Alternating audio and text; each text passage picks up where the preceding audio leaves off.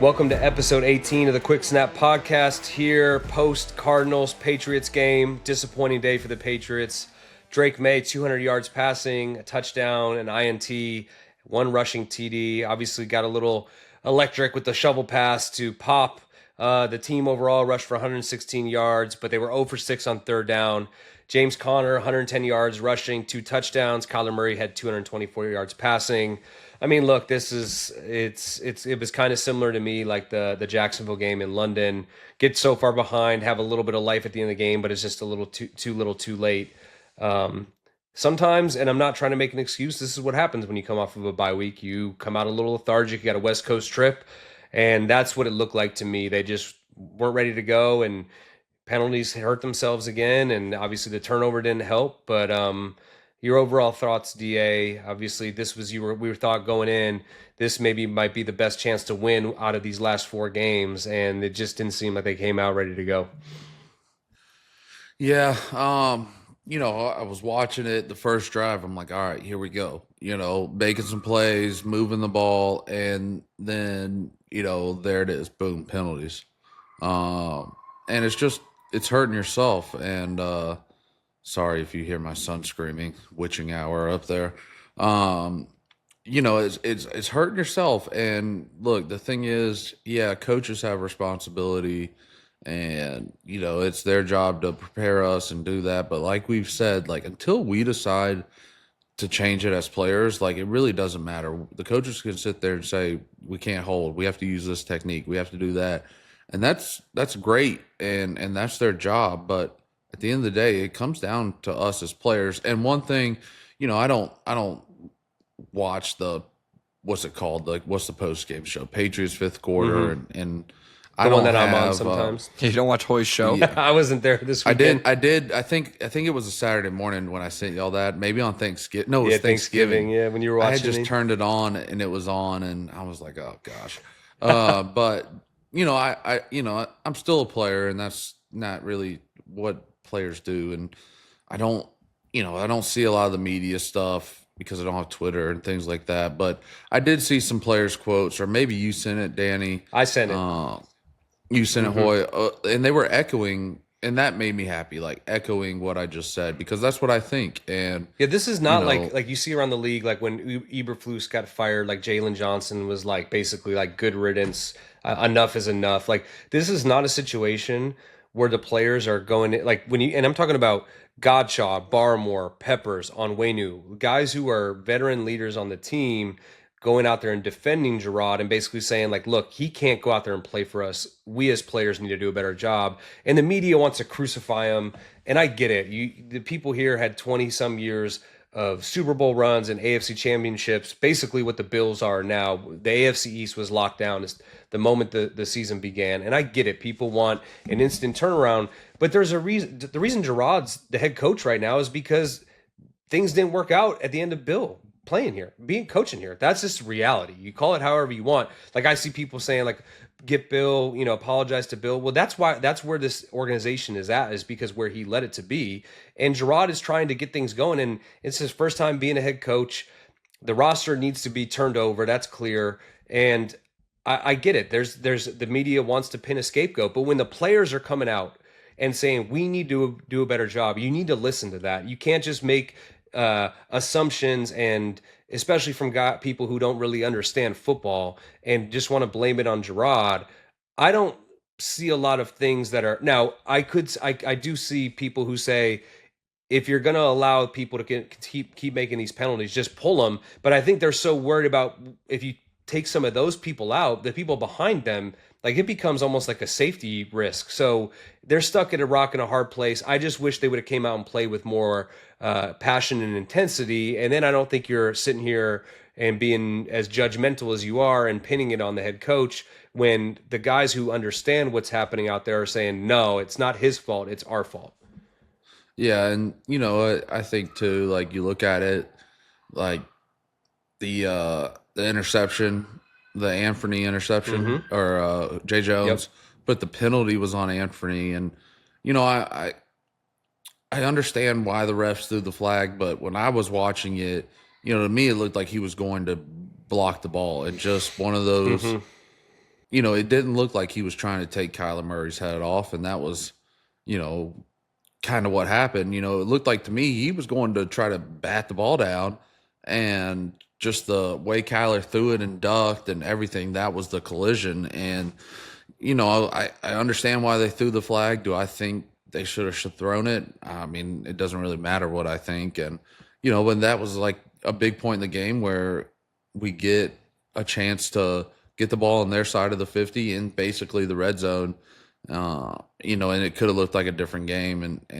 But you're right. I mean, you put yourself in this hole, like it's just hard. It's hard to play that way, no matter who your quarterback is. Like, it's you look at the Bills this week, like, okay, great player. Like, sure, they're going to play in games where they're going to have to come back, but they were in control of that game from the first 8 minutes of the game. So, and that's an easy way to play the game. And, it still got interesting in the end. So, it's hard to play from behind in this league. I don't care if you have Superman at quarterback. It's just not a conducive way to play. And unfortunately, we keep doing that, and a lot of it's on ourselves, not really them. So that's frustrating. And I know guys are frustrated, and like I said, it's gonna have to be one of those things. Like, we're gonna have to change it, and you've got 3 more opportunities to try to prove that you can change it. And like we've always said, the opportunity, try out or whatever you want to say, like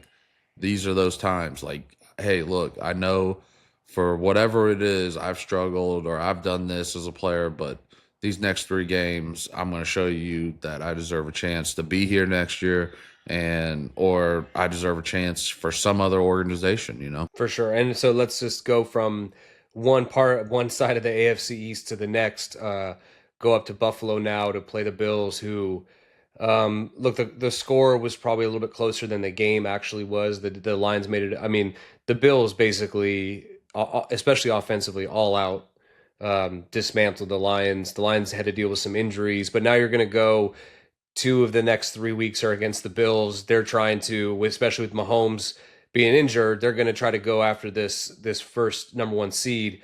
And so they're going to be roaring and ready to go. The game is bumped from 1 p.m. to 4:25 p.m. You got to imagine Drake May has a big factor in that. Obviously, the league is seeing this is a potential matchup for years to come. Josh Allen, Drake May, similar style players. I would say, I know that I texted you guys, the touchdown got called back, but like the shovel pass touchdown by Allen, a little bit deeper out, but we saw Drake make a similar play. I mean, Josh Allen looks like to have the MVP locked down, and they have basically become the new kings of the AFC East. What, in your mind, as a Patriots team, what are the goals going forward for the last 3 weeks? One has to be we can't come out and play with the effort and lack of attention to detail, but like, can we try to ruin the Bills' seating a little bit? Can we go in there and make it tough on them and just show them like we're not just going to lay down for them because they've established themselves as the leaders of the AFC East and really the whole AFC conference? Yeah, I mean, look, they're a good football team. They play a really good. I would say it's not simple defensively, but you know where they're going to be. They're not going to come out and run 100 different fronts. They're going to line up. Coach McDermott's been running that defense for a long time, going back to Carolina, and it's a very good defense. And he does a good job. I've always respected it, and what I respect about it is because it's not a big mystery type defense, but they're always, for the most part, what it feels like they're in the right position, and they got a good D line. Ed Oliver, is playing really good, and he's kind of one of these like Aaron Donaldish kind of players. Like, you look at him and you're not like, oh my gosh, this guy's 6'6", 320. Like, he's a smaller guy, but he just wrecks havoc. Vaughn's on the edge, Russo, Vanessa. Epinesa, and then they've got a great star, who that defense I feel like kind of really runs through it with a lot of the perimeter stuff they do with him. So it's a good week. You can get some good film study. I felt like we've always had keys on what they were going to try to do defensively.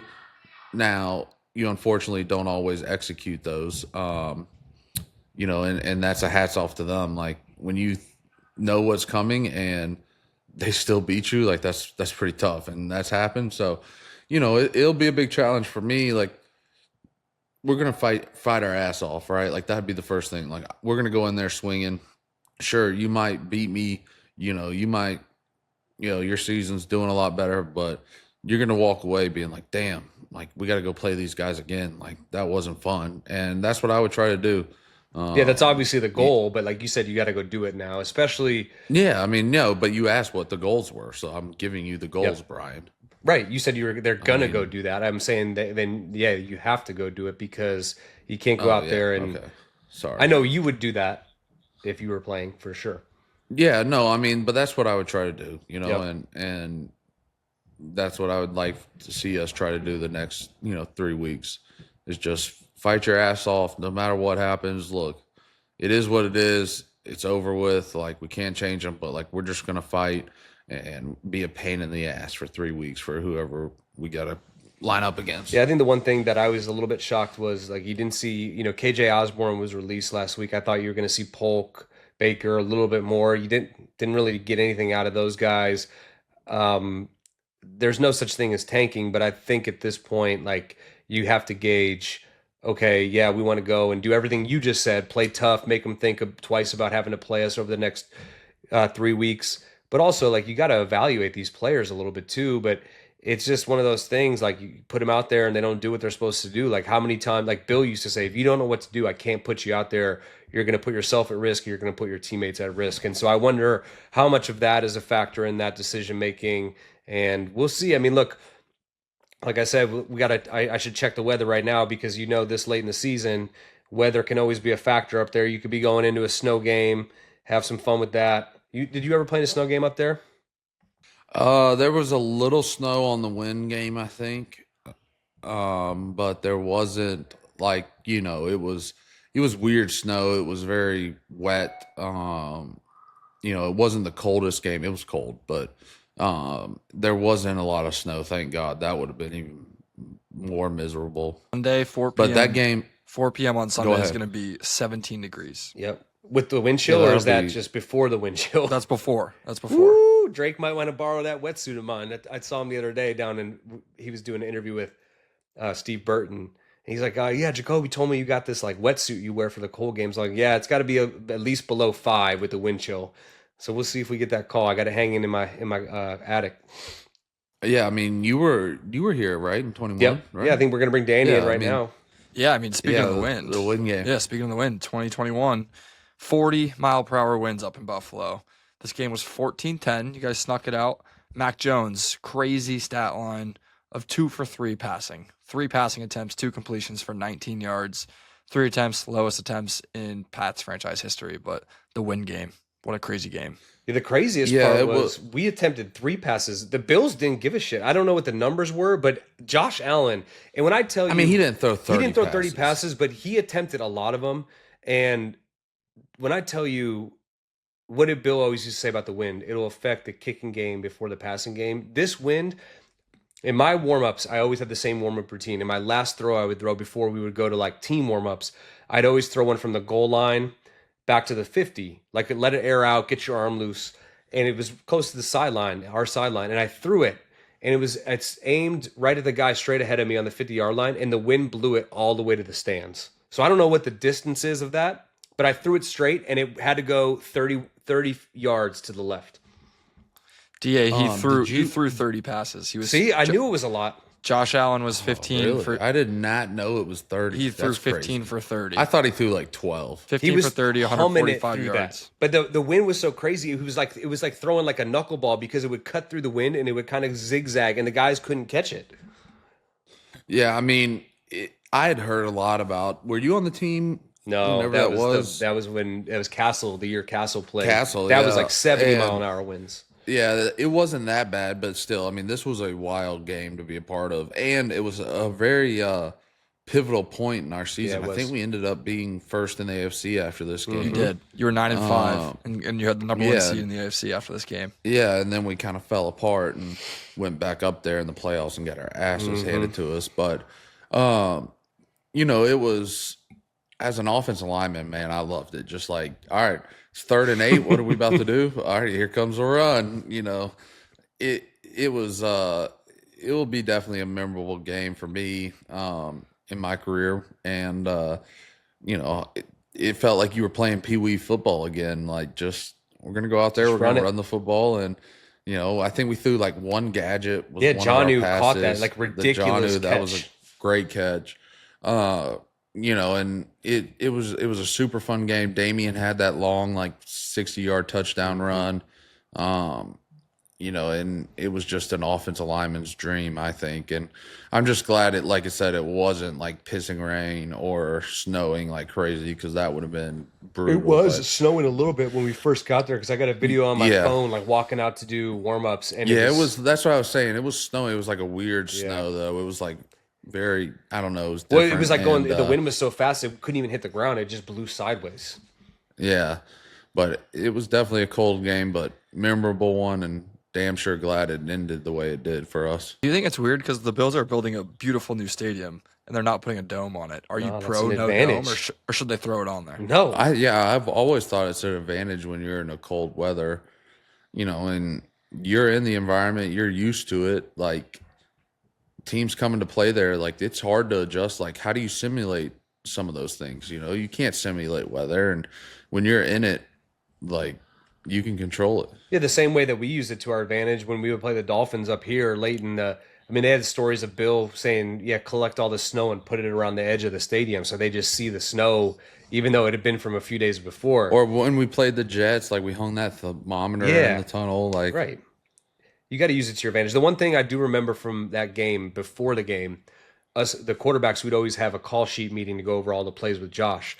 And that one hotel we stay at in Buffalo, like it's kind of all like you have to have the meal like in the yeah. restaurant. It's all. And I remember sitting there and Max going over like these pass plays, and I'm looking out and like the flagpole's like bending over, and I'm thinking to myself like, we ain't gonna be running too many of these pass plays tonight. Yeah. Max, like, I really like this post Yeah, corner. like I really like What? Tar Heel, and I really like Crunch Stock, and I'm thinking to myself like, let's just hit these run plays and be done with it because we're not going to throw the ball at all. New segment this week. We got the fan mail. We had New England Sports Review send us in a tweet on the DMs. Always reach out on Twitter, the Quick Snap Pod on Twitter, or Instagram, TikTok, wherever. Send us a message. We'll get them, and we'll say your question on the show. But this one's a good one. Bill obviously taking the UNC job. He said, could you see him reaching out to past Patriots coaches and players for them to come join him on his coaching staff? If so, who is one coach or player to watch out for? I think definitely. I think this is how the coaching world works. Very rarely are you a coach who's going to go and blindly, no, I shouldn't say blindly, but just sit down with someone you don't know or don't have a connection to and say, will you come coach for me? You might interview them. And I've heard some of the stories from whether it was Bill O'Brien or Jed Fish of just coming in and being interviewed by Bill and the process of that. But I think at this point, there's going to maybe be a few guys that maybe haven't coached with him before, but know the college game really well that maybe he had connections with from whether it was Saban or Shiano. I just read that Scott Turner might be the front runner to be the offensive coordinator. So there's a little bit of connection there with him knowing Norv and Scott being Norv's son. So obviously Steve, I'm assuming, will go and be the defensive coordinator, but in general, you're gonna bring people in who know your systems, know the ways you want to do things, and kind of go about it that way, because then you know that you can kind of tell them how you want it done, and they're going to do it the way you want to do it. Yeah, you're right. I mean, most of the time, you're right. It's not even like, all right, I'm putting together staff. Like, Hoy, I'm hiring you to be my quarterback coach because we played together and you play quarterback. But it could be like, all right, like I hire this guy and he's like, hey, I played with Brian Hoyer. He did this.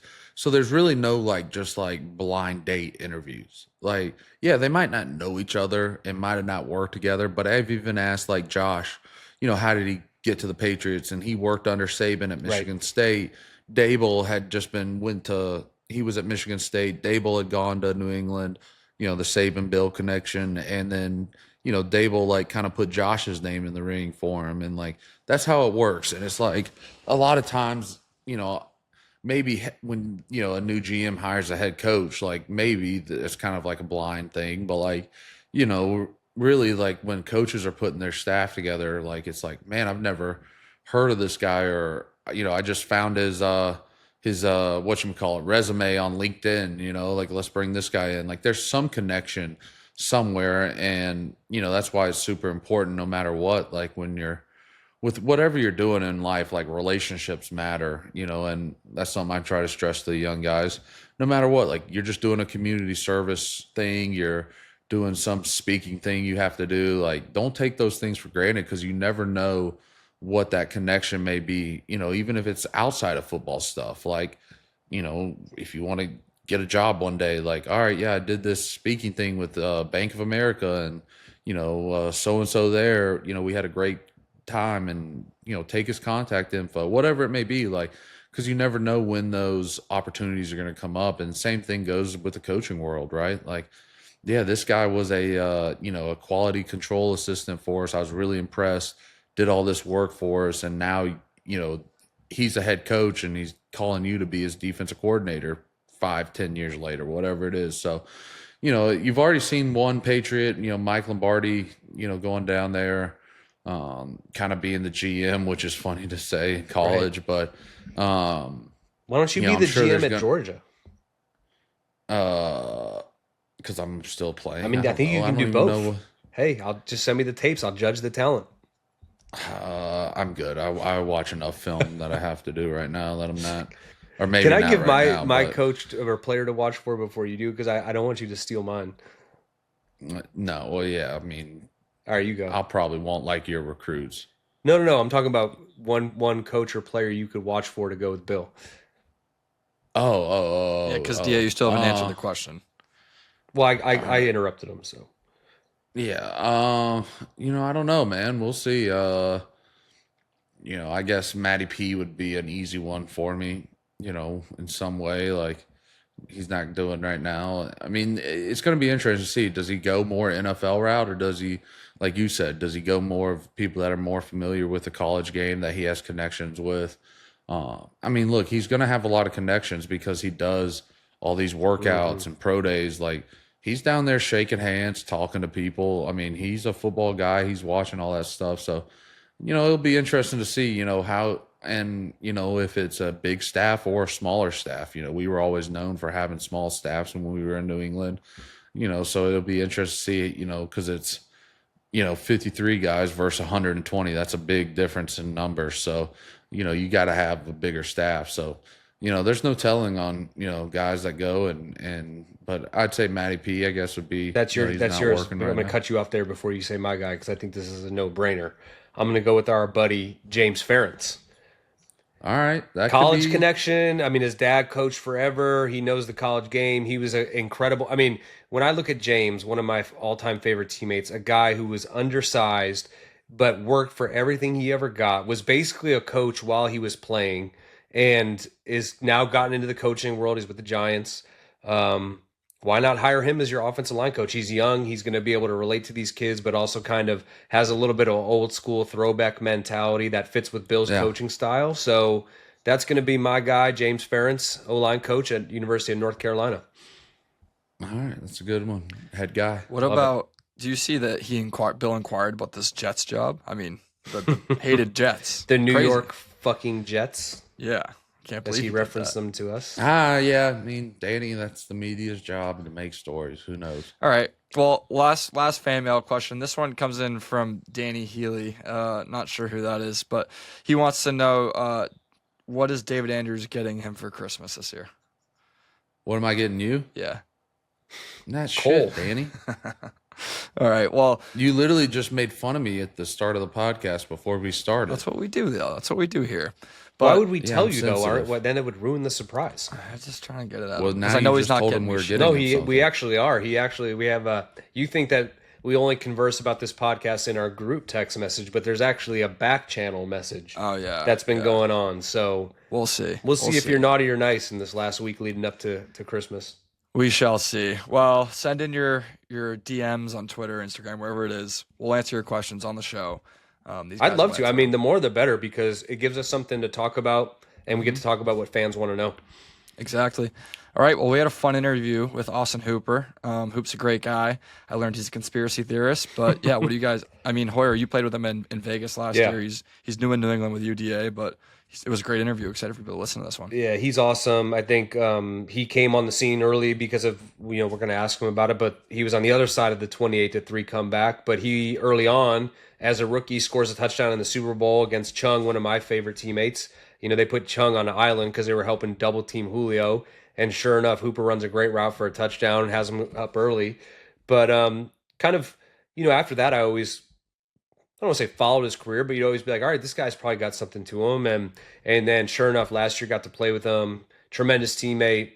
The game that I came in to play against the Patriots made some great plays for me when I came in at quarterback.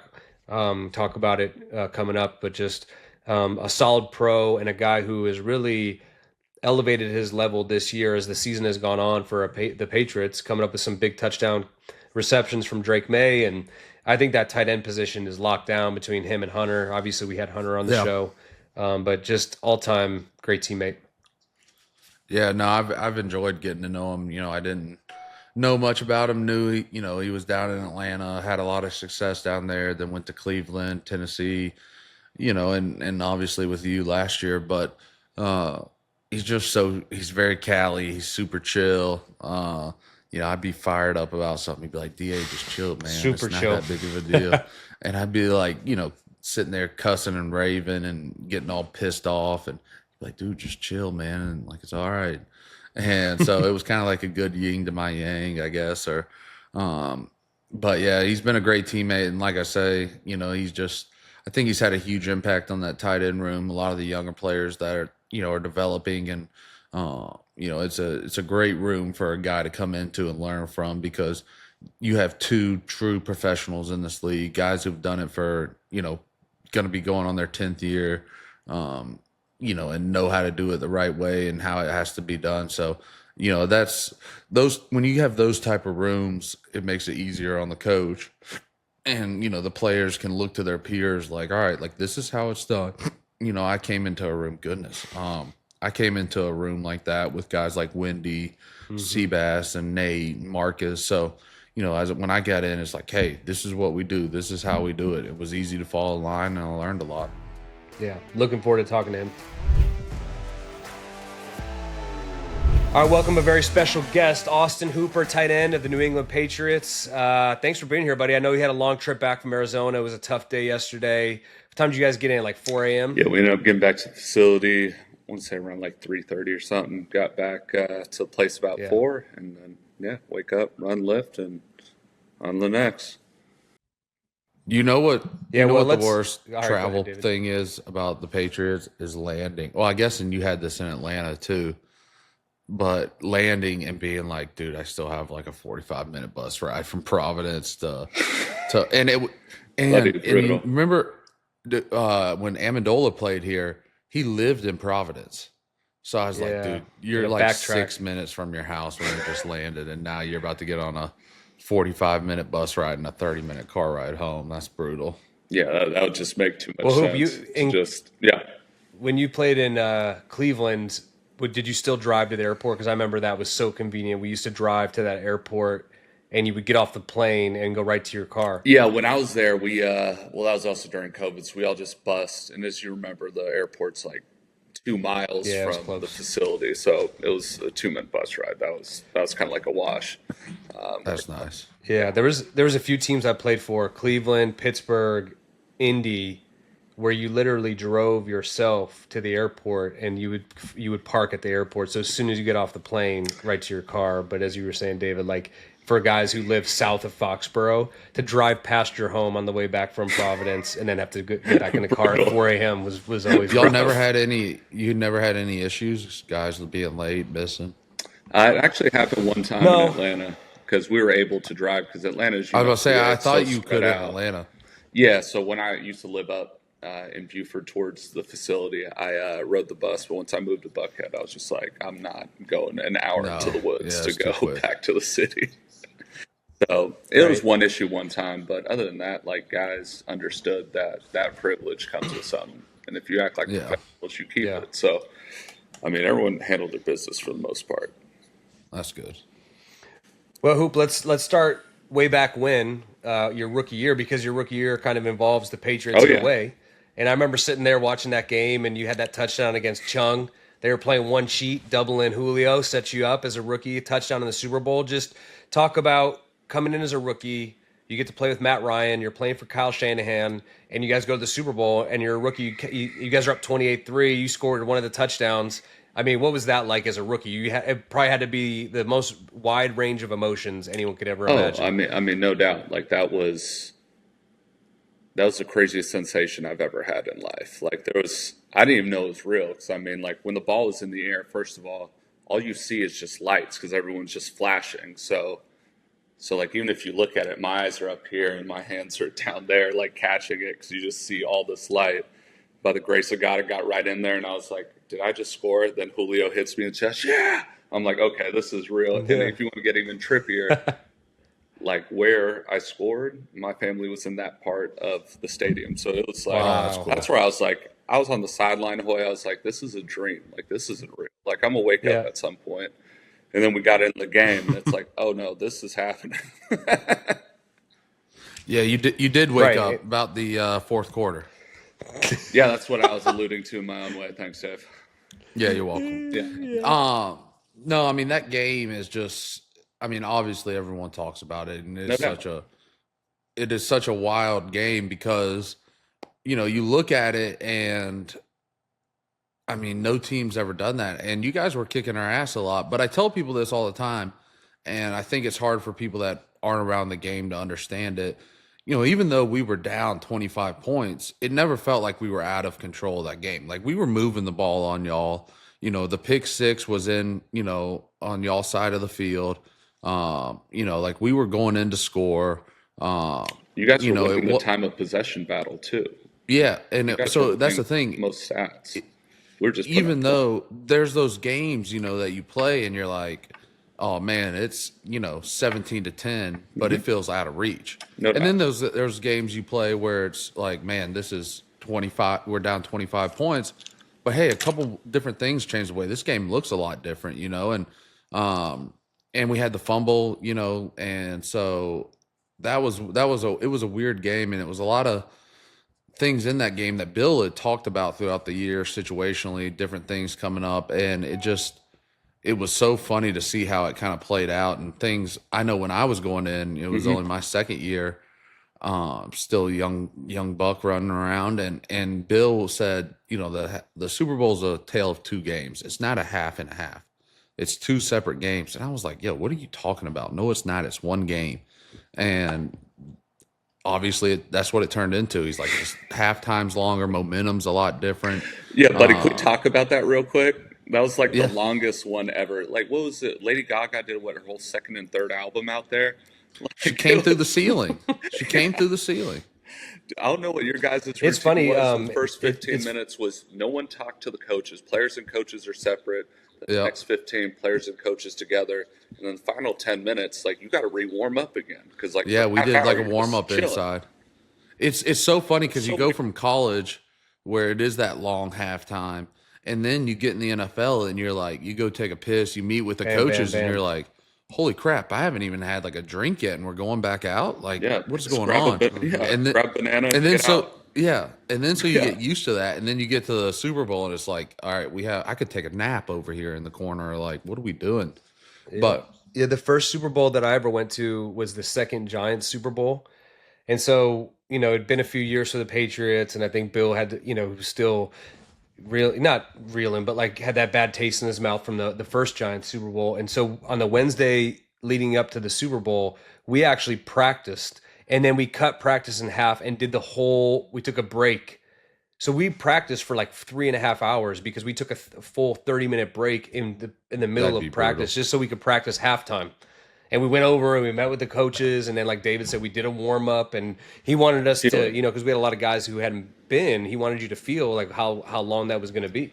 Yeah, I mean, great point. I mean, I had no idea. Like, and then we're in halftime. Like, it was, because at that point, obviously, this side of the story, we were up, and everyone likes to think we're in halftime. Like everyone's like, "Hey man, hit up all the Houston club promoters. It's going crazy tonight." Like guys were locked in. I mean, there were a couple guys that like said a little something, but there was a good group of vets like, come on, young fella. There were a lot of guys on their last ride. I mean, like Dwight Freeney was one of them, right? Like you just had so much good leadership where it's just like, like this is the last game for a lot of guys. Jonathan Babineau, like this is it. So like let's handle this the right way. But to your point, like you can't simulate like that long of a game. You go through all the emotions, the highs, the downs, and to your point, the second half it was a new game.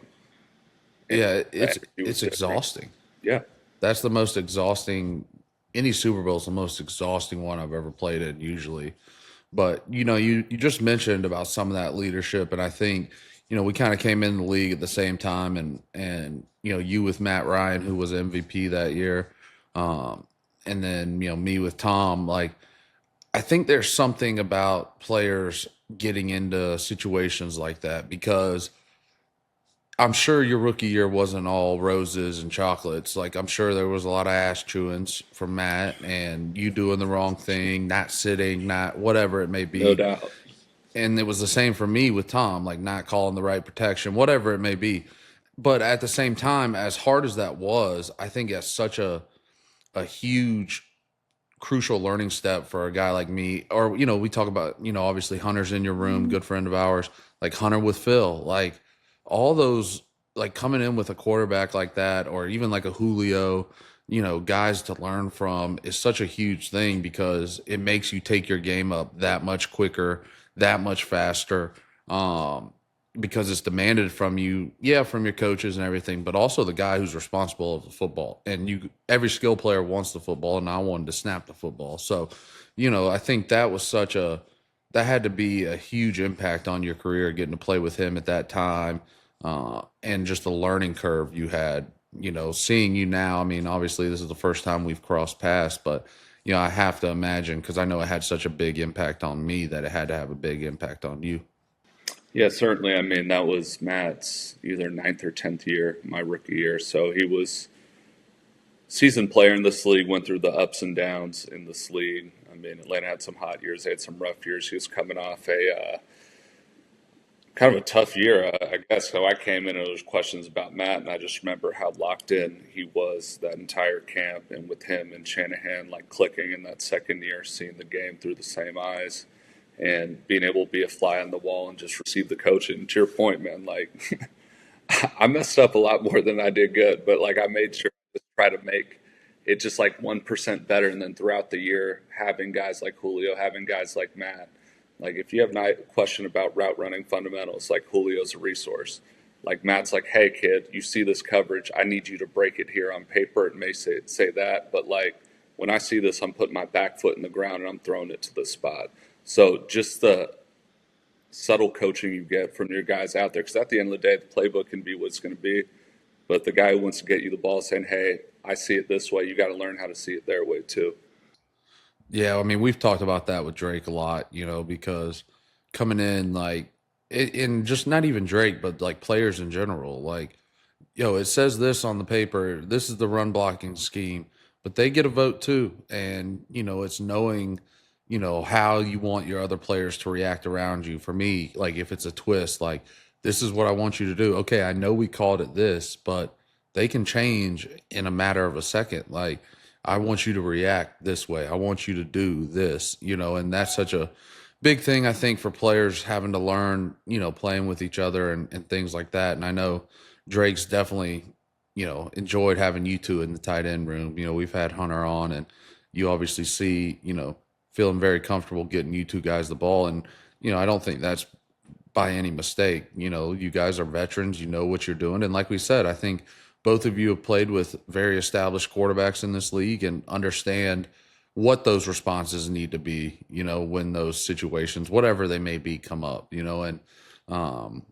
I think it's a great room for a guy like Bell to be in and to learn from both of you.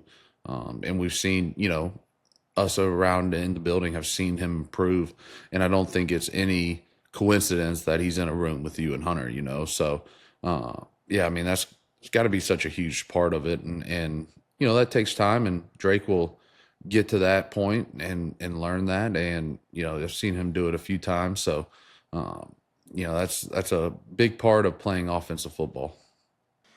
No doubt. All 11 got to be tied together. And ideally, coaches and players, I mean, we do work together. But as you know, and this is no shot at any coach, like, no, it's about the players. There's no one with the headset out there on the field. If you and your brothers see it the same way, it's going to be okay.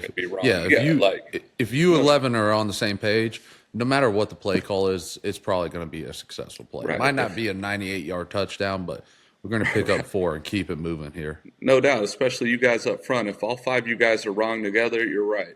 Yep. Like I've always said that. Happen.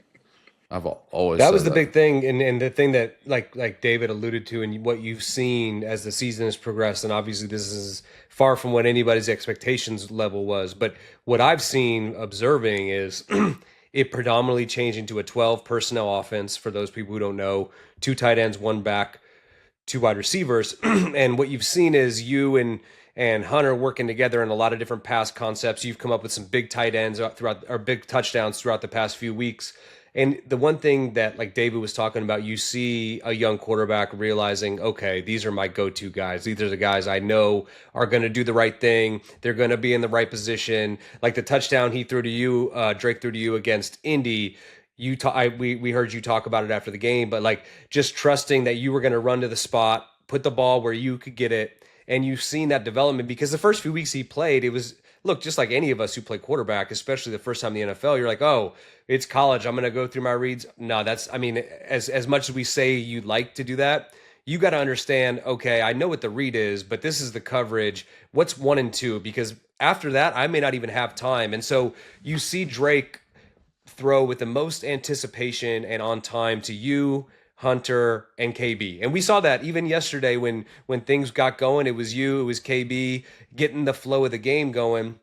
And that's whether you took that and kind of encouraged him because you wanted the football, or he realized that by happenstance, like, okay, these guys are Pro Bowl tight ends. Danny just told us Hunter was the first tight end taken in the draft that you came out in, and you were the second, and you've both been in the Pro Bowl. Like, these are the guys that you can rely on. And I got the opportunity to play with you last year out in Vegas, and we had a great connection because technically we were like the 2s, and so we were always getting a lot of reps together. And then when I came in to play against the Patriots, I found you on a clutch 3rd down. You hurdled a guy. Like, those, we've always said this, like the tight ends become your safety blanket as a quarterback. And whether by happenstance or by you and Hunter kind of being like, hey, Drake, just if you need help, like you got us. But you see throughout his progression how important you 2 guys have been. Like, how has that been working with a young guy as opposed to like you coming in as a young guy and working with a vet quarterback? Oh, no doubt. I mean, it's awesome working with the veteran guys, but when you have a young, talented guy like Drake, it's exciting to be able to be there at the ground level, so to speak, see how he's working for it. I mean, he's a sharp guy, and I really think, to answer your question, how like me, Hunter, Dave, I mean, it really came through. Don't worry, league. We don't play for money. Just just play little cards, have a little fun together, and it's just a way how you get to know your fellow teammates, and through that creates trust. And then all of a sudden, you step out on the field, and now you're not just with a coworker, you're with one of your buddies who it trusts. And hey, let's get a little extra reps here. Hey, Drake, how do you see this versus this look? And just have a conversation, because at the end of the day, like I alluded to earlier, I mean, Matt taught me that lesson early. It's like, look, you can say whatever, but if you want the ball, like, you have to see it the way I see it. And like, that's rule number 1. So being able to have that conversation, that relationship with the quarterback to see how he sees things, and him being at a stage where, let's just say, he's not set in his ways yet. So he'll so he'll ask you, hey, how do you like to do this? I'm like, wow, this is new. Well, I like to do this. And he's like, all right, cool. And being able to be on that same wavelength, I think has manifested itself this year in a good way. So I'm looking forward to keep going. Yeah, because I was going to bring up last week, I have this show on NBC Sports, and we actually used one of your quotes because you mentioned, like, yeah, all of you out there may not see it, but we see growth even just by taking a sack. A few weeks ago, no one was open. Yeah, like understanding that. And so that's where like a veteran player who understands the game can be like, hey, Drake, like that's okay. We don't need you to try to swim move D line, and then get strip sacked or try to make a ridiculous throw and get an interception. That's part of growth. And so to have veteran guys who can, kind of obviously the coaches are going to tell them that too, but as we've always said, it's always more meaningful coming from a player. So when he's got a veteran guy who's like, "Hey Drake, that was actually a good play because you know what? We had to punt the ball, but you didn't turn it over there on the 30-yard line like you did against the Dolphins a few weeks ago." So having those guys, who encourage that growth and recognize it and then go out there in the media and say it, like that goes a long way for a young player. Yeah, you got to have your guys back. And when you see good stuff, and especially a guy who has the right attitude, does it the right way, and like wants to be great, it's like, I got your back, man, especially when you're doing it and handling your business every single day in the building with a good attitude. And I mean, listen, I'm not breaking any news. A lot of players in this situation could have easily folded, go in the tank, start talking about Cabo or Cancun or Hawaii or the Bahamas. But I mean, no, that's not what he's made of. That's not what any of like the veteran leadership around here is about. So you always got to pick up your brother who acts in the right way. Yeah, I think that you bring up a good point, and I was going to talk on that. Like we were kind of talking a little bit last week. It was the bye week. Okay, how do you approach these last 4 games? Audition.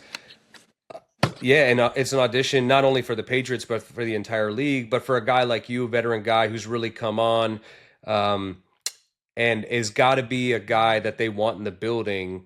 Like you said, a lot of guys, you could be talking about the vacation, but what does it mean to you as a veteran guy? Like I think people understand like you're not that far away, and you're one of those key pieces, in my opinion, that they need to bring back to continue to foster the growth of Drake. You lock you down, you have Hunter Henry down, the tight end position, you're good.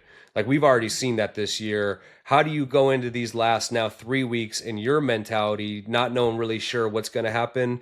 Do you want to stay? Do you feel comfortable? I remember you texting me, "Hey Hoy, I'm thinking about coming to New England. I need to get the lowdown. Like, what's it going to be like?" I'm like, well, first of all, yeah, it's not going to be like what it was because Bill was going to be moving on. And obviously you and I spent a little bit of time, which I've said this on here before, like if Bill was a 10 on a scale of 1 to 10, Josh was like a 2 or a 3. And those guys out there have struggled sometimes with the low lights and things like that. So you weren't going to have to deal with that. But you had a connection with AVP. What has that meant? That obviously was a part of you signing. And then what have you loved about living here? Let's take football aside.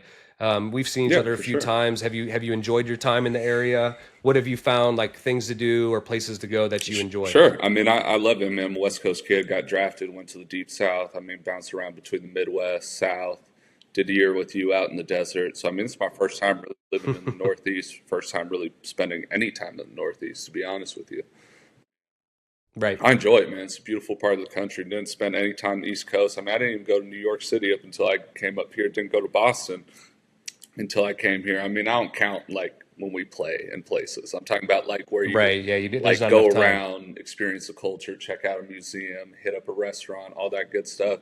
And being able to do that in the city, and I'm a little history dork, so the place is awesome. Being able to see everything that comes with it, and getting a little time to experience Martha's Vineyard, checking out the cave, like it's a beautiful place, man. The food is good out here, especially seafood. Yeah, Mexican food. We've said that. I mean, it's not. Yeah, good at many things. I'll do that in San Diego. I got a few places I could take you where you go, and it's like you got to pick like the combo. All right, like, if you say there's a spot, combo bente uno, you know what I mean?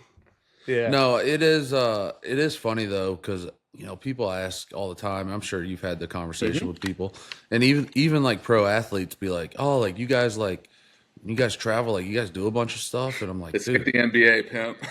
Yeah, like we land at 5, get to the hotel at 5:30, and it used to be different. Like we used to have like a squad meeting, walkthrough.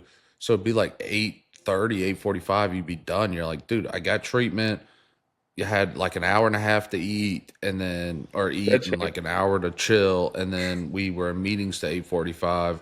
And bed check was at 10, so we went to bed. Like, and then like, oh yeah, but like after the game, I go in, I deal with the media, I take a shower, and I eat a box lunch and call it an afternoon. You know what I mean? Like, it's not like, like we're not sightseeing, like we're not, maybe Yeah, like after we you're went done to playing in Arizona. Vegas, you're not hitting Caesar's Palace. No, you're Yeah, hopping I'm on a not. Yeah, plane I'm and not. getting out of there. Yeah, not hitting the strip. Now, Hoop, we had some good time at the Greenbrier in West Virginia. We had a Now, great time, Hoy, and we'll let that be right there. Let me tell you, that son of a gun is haunted. Oh, Hunter Renfro, shout out to you. Senator That was his Renfro. spot. Senator Renfro, we had a good time. We had to go there during the season. Oh. Too. I think I've too, been yeah. 3 times. It is the place haunted. is haunted. TV's turning on at night. Yeah, if it's not haunted. It's definitely creepy. Whatever you want to go with. Yeah, definitely. Red carpets looks like it's right out of The Shining. I was like, okay, this is what we're doing.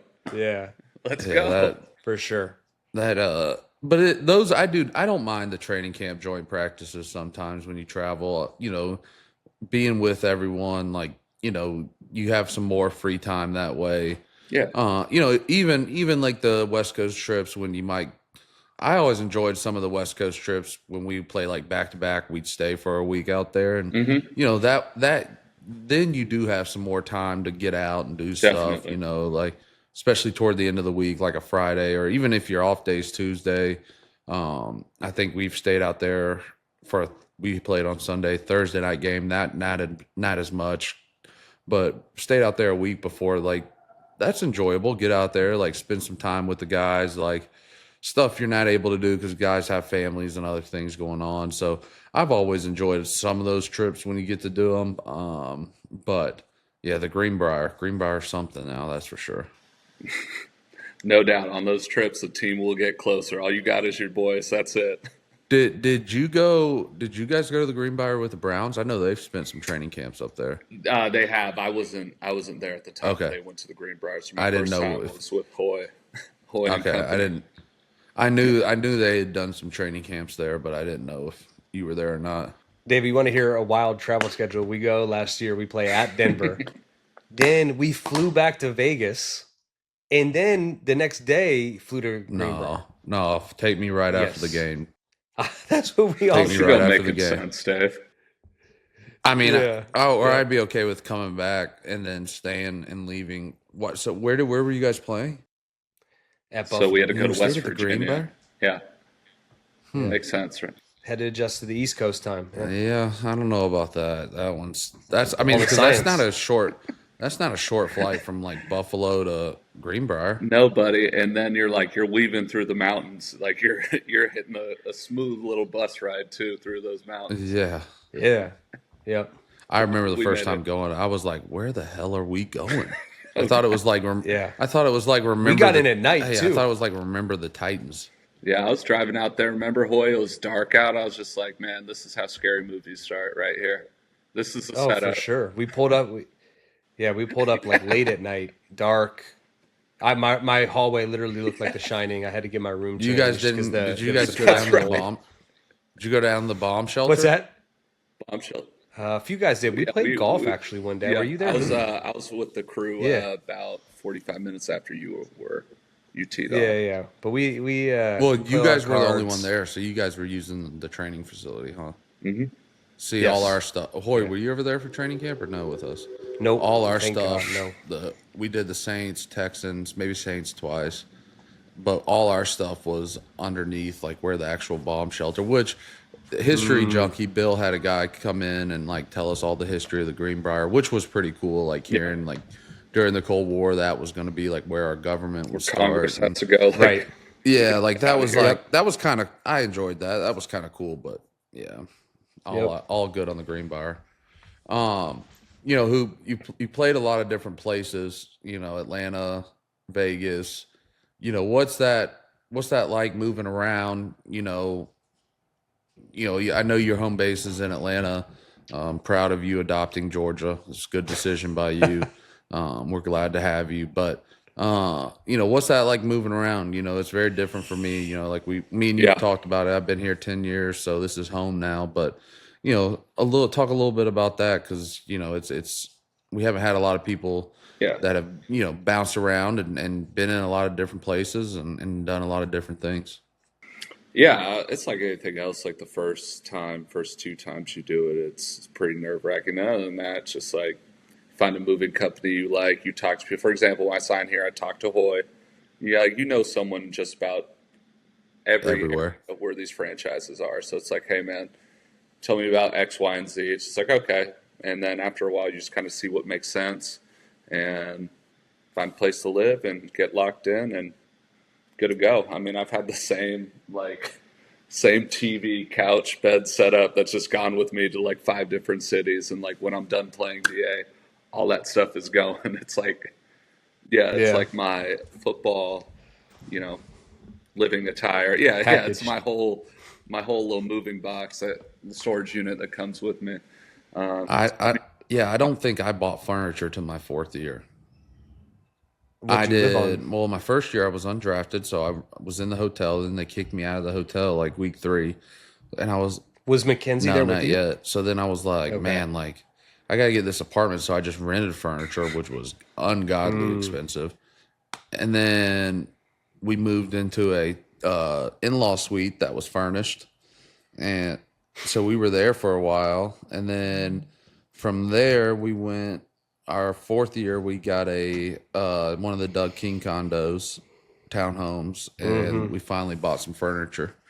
And we used that for about 4 years, and then bought this house. And it is funny though. Like Mackenzie was like trying to wrap her head around it. She's like, "So people just move all the time?" I'm like, "Yeah, that's what it is. Like you pack up and go. Like It is it's just." possible.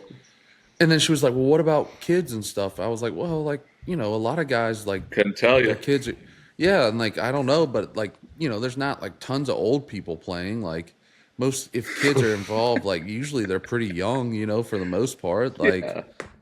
My kids they homeschooled last year in Vegas. I mean, you figure out well, ways to you get were it an done. old guy. Like, there's not a lot of like I those know. you type of guys Yeah, floating Hoyer around. was Oh, really thanks. last of the Mohicans, wasn't it?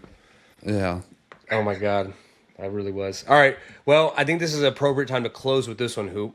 With all the drone Oh sightings, do we gosh. bring up our flight back last year in the cockpit where we were seeing these things we were flying over New Mexico, so like maybe Roswell, but We'll see what if this people are gets. seeing Let's do now, it, and if it gets taken down, whatever. All right, you want to yeah. lead? If the FBI shows up at my house, I'm gonna be so pissed at y'all.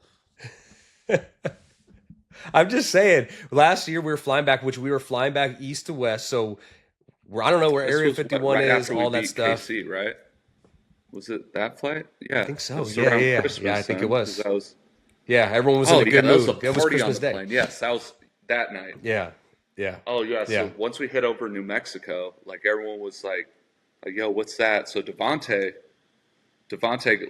got a closer look. We'll leave it at that. And we kind of asked the pilots like, "Hey man, like, does this happen?" They're like, "We're not really supposed to say much, but like it happens. Like, why don't you report this stuff?" And it's like, "Well, if you do, that's a great way to lose your job." It's like, "Oh, okay." So I was like, "Where are we right now?" Yeah. He's just like, "Around Roswell, New Mexico."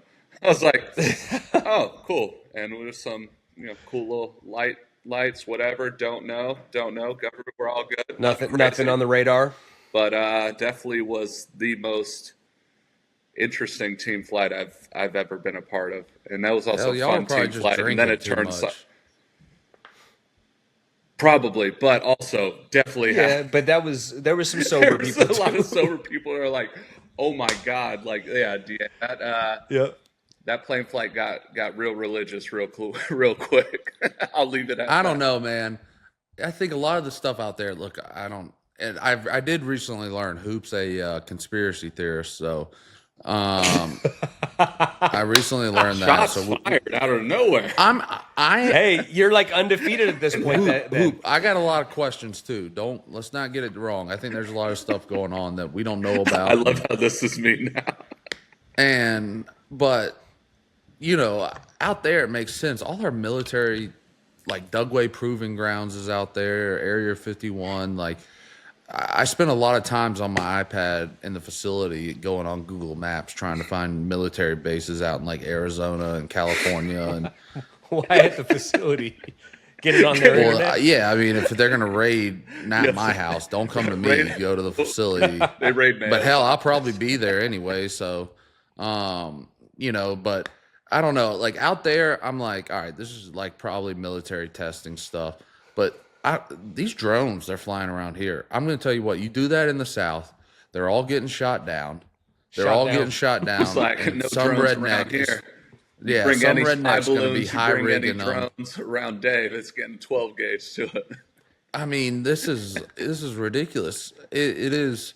It's wild. I mean, Chris Mattis, our ops guy, is from New Jersey. He's the first one who told me about it. It was like, dude, they're seeing these things. I was like, what are you talking about? Oh, fun fact: New Jersey is where the most sightings are. Yeah, and I don't have. I was just there over the weekend, Coop. I saw. It's hard to tell though because there's so many lights, with all and then you look across like where the Statue of Liberty is, and it's like right. Newark and you have Airport's so many so like airlanes where there's so many planes. You're like, right? They're saying these sons of guns are as big as cars. Right. Like, what are we doing? Only time will tell. We'll see, GA. If I have any interesting information, I'll be sure to send it to you and Hoy. Thank God I don't have my Twitter right now because my Twitter would be a mess. My Twitter was there was so much getting just there. bad, not bad, but just a lot of stuff that just was not good for me to look at constantly. And it's not even sports related, just government conspiracy stuff that I just didn't. All I'll say, DA, is you don't get into 35 trillion in debt by not being ambitious. I wouldn't be surprised if there's some fun stuff flying around at the taxpayer expense. Oh, yeah. But hey, who knows? Of course. Great way to end. Hoop, thanks for being here. We appreciate you. It's been great to watch you establish yourself here, be a go-to guy for Drake Maye. Good luck the rest of the 3 last weeks of the season, and we hope that you're here back next year. We got plenty of Boo-ray to catch up on and play, and we know it's a quick trip to Atlanta, so hopefully this is home for the foreseeable future. No doubt. Thanks for having me, guys. Appreciate you. NFL Week 15, quick snaps around the league. Let's talk about Hero of the Week. This Hero of the Week is brought to you by Hero 95. Crisp, low-calorie lager, only 95 calories and 3.6 carbs. Go find a Hero at your local liquor store. Your friends will thank you later. Head to drinkhero95.com. Hero 95 is brewed for the hero in you, and this week's hero is, and it's hard to not give it to him again, Josh Allen. Oh, I mean, three-time winner. I look. This guy's incredible. His best touchdown got called back for holding, where he shovel passed it about 15 yards in the end zone, avoided a free rusher. But Josh Allen, 362 yards, 2 touchdowns, 68 rushing yards, 2 rushing touchdowns. This guy is on a tear, and this wasn't against any other team. This was against arguably going into this game the best team in the league, the Detroit Lions. I mean, if the Detroit Lions won, we could have given this to Jared Goff, 494 yards, 5 touchdowns. Incredible game. Josh Allen, well-deserved again. Obviously not good news for Patriots fans as the Patriots are heading up to Buffalo this week, but you got to give credit where credit is due. Yeah, I mean, look, he's playing lights out as much as it hurts me to say. And, that was a interesting game in a lot of ways. Buffalo was banged up on defense, and it was a shootout. And, the one thing that I kind of left from the game, and I think we were texting about it, was that onside kick with 10 minutes to go. And, they return it to the 3-yard line, and now it's out of reach. And, it was – look, I mean, I appreciate a lot of the things Dan Campbell does, and I think he's a great coach. And he goes for this onside kick, and it's just like, man, what like, I don't know, like, just have some faith in your defense. Like, I would rather make them try to – because even if you don't get the onside kick and play good defense, they get 20 yards, they're kicking a field goal. Like, I don't know what that accomplishes. So, that was the one thing, I appreciate his aggressiveness in a lot of situations, but, it was just, to me, that was one call where I was just like, man, I just don't think that was the right call in that situation. But, it is what it is. He made it, and, he owned up to it. And like you said, hindsight's always 20/20. If they recover it and score 3 plays later, he looks like a genius. Right. So. Like, I'm going to say, like, if you're going to be there, support him when he's going for it on fourth and whatever on his own 30-yard line, and they get it. And like, if you're going to be like the people who hype him up and be like, man, look at how hard the team plays for him, like it pays off. Like, well, then just roll with it when he does stuff like that too, because it's easy to have big balls when it works out. It's not so easy. And like you said, he's going to get up there and own it and say, yeah, I felt like we had a chance. I do think the new kicking rules really you don't allow I'm you to not do a fan of surprise these. like this onside anymore. So now they know it's coming. They put out the hands team. Mac Hollins returns it. So it's just, I'm not going to sit here and criticize him for making that decision, because no one criticized him when it worked out the week before against Green Bay. So you got to ride with the highs and the lows. If you're going to have your coach who does that and you're going to celebrate when it works, well, don't question him when it doesn't. Yeah, and look, it's going to be interesting watching Detroit going forward. Took another blow on Sunday with Montgomery, out with his MCL or knee, whatever. Yeah, ACL, he's out for the year. Yeah, out for the His year. ACL. Yep. Out for the year. I mean, that's just a brutal blow, and they're just a team that you're looking at it, and they can still make a run. It's not like the season's over here. They still got a really good back in Gibbs, but just a team that's getting decimated by some injuries here. As the season goes, and so that's unfortunate for them. We've all been a part of those types of seasons, but it is what it is, and you see the true character now, and how they respond. And look, they're still one of the best teams in this league, and I don't think people are happy to play them no matter what. So no, the other best team in the NFC, the Philadelphia Eagles, they played the Steelers in what everyone thinks would be one of the best games of the weekend, but the Eagles looked real good. It was 27-13.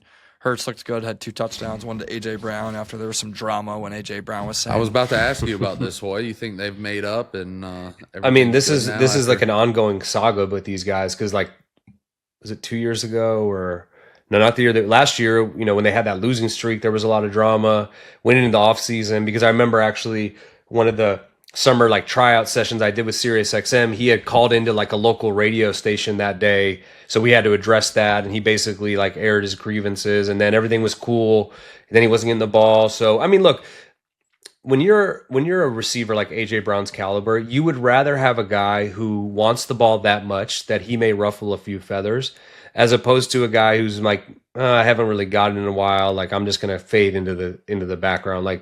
Is there better ways to go about it? Yes, but ultimately you want that guy to be an alpha dog. And I played with guys like that, and they were in my ear, whether it was DeAndre Hopkins or Devontae Adams. I saw Randy Moss. Every time we'd come over from the end of a drive, and prayers out to Randy. Obviously, I know, David, you didn't get a chance to play with him, but that was, as a rookie, being in a locker room with Tom Brady and Randy Moss, I was like, no matter how my career goes, I've made it. And at the last game of that season, my rookie year, Welker tore his ACL that we're playing down in Houston. It was a meaningless game. So they took Tom out, and I got to go in. And on the first drive, I throw a pass to Randy Moss. And I go in at halftime, and I was like, Randy, I can't believe I just completed the pass to you. He's like, shit, man, keep them coming. Keep them coming. But obviously we're praying for him, but we would come over, we'd sit on the bench, and Tom would look over and be like, hey, Randy, how'd you do on that one route? And he'd just look over and he'd go, he'd give us everything was a touchdown, no matter what. And so you want that guy to have that attitude. Now there's different ways to go about it, but like we said, I think, he scores a touchdown. It seems like everything's good. So the Eagles riding that wave right now. And what I want to find out about is, what happened on the sideline with Sirianni and Coach Hurts. Well, wasn't that after Jalen Carter got the personal foul? Yeah, but he wanted to come talk to him, and the D-line coach is like, nah, get away. I've never really seen that before. Only thing to really happen in the early slate, the Chiefs go on, continue to win, but Mahomes looks like could be a high ankle sprain. This could affect the seeding, because if they go out there, these have been a lot of close games for them. They don't have Mahomes out there, and the Bills keep winning, they could creep up and potentially get that number 1 seed. Yeah, I'm not too worried about it. I think it's going to be tough for him in this. I think they play 3 games and some crazy windows, so that's going to be tough and hard. And hopefully it doesn't linger for him, going in the stretch. But how it is, man. Sometimes it's worse, spraining an ankle than it's man, if you just broken it, you'd be back in 3 weeks. It's you strain it, it feels better, and then you do something stupid that shouldn't hurt you, and now you're back to where you started. So it's one of the most frustrating injuries, that's for sure. So it'll be interesting to see how he can rebound. Like I said, they got a close stretch here with a lot of games in a short window. So, we'll see what happens with them. But, it's a tough thing to deal with, that's for sure. 100%. All right. Well, That's a wrap on episode 18. NFL week 15 was fascinating. We'll come back next week. 3 games left. Should be fun. And then we'll talk a little college football playoffs with games on this weekend. So, here we go. I can't wait. Next episode, we'll be chatting about that. Again, reminder, send your questions in. We'll answer them on the show, and we will see you next week. Do we, best question gets a signed helmet? What do we think about that? Yeah, if you sign the helmet, and then we can send it out. I have it. I have it. Yep, best question. And I'm waiting to sign it so I can make it out to somebody. I like that. All right. There's a helmet on the line here. See you guys next week. See ya.